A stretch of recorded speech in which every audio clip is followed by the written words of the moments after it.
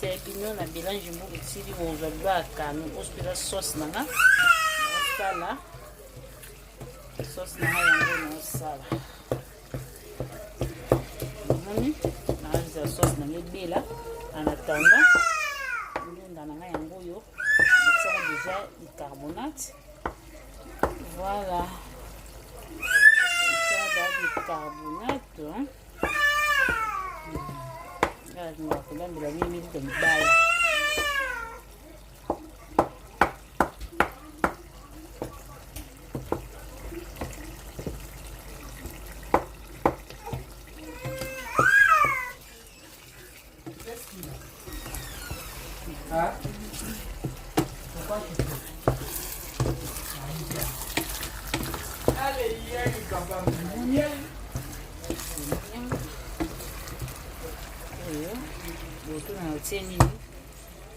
Tomates et non, excusez-moi, un petit bitungolo, poivron, poireau, ail,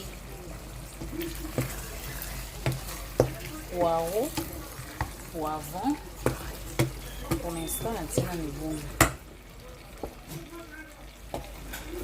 Et l'eau est dans 4 parce que ils ont bien les panzi, ils ont bien. Et voilà, alors je préfère préparer ça sans la télé, on a 4.